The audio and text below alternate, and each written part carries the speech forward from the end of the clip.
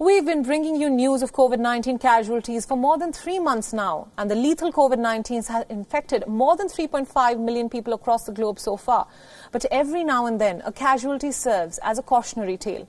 In our next report, we bring you the story of two twin brothers, both killed by pandemics, but 100 years apart.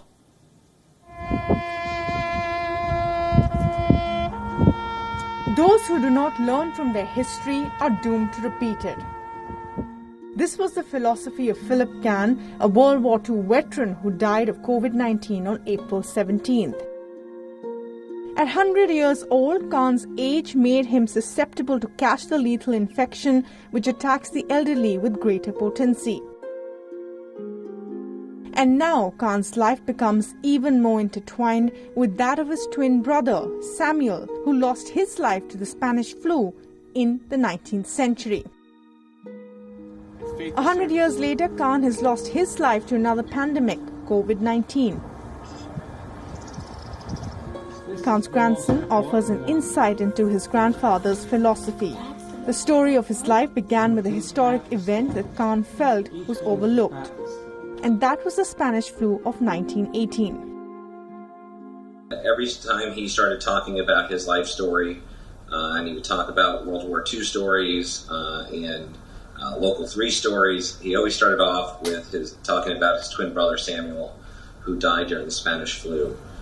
This was something that was very, very important to him. He felt this void throughout his entire life, that he didn't have the opportunity to grow up with his twin brother. As COVID-19 traveled across borders and the global death toll rose beyond 200,000, Kahn kept a close eye on the news cycle. After all, in his life of 100 years, he had experienced quite a bit. And even up to the last few days he was alive, he was watching the 24-hour news cycle of constant COVID, and he and I would talk about it, and he would say to me, "Warren, my boy, the pandemic, the history is repeating itself. The pandemic is happening again." Kahn learnt about the symptoms of COVID-19 and even tested for the infection. But by the time the results came, he had died, and he had tested positive for COVID-19. Despite him being 100, I wasn't worried about him.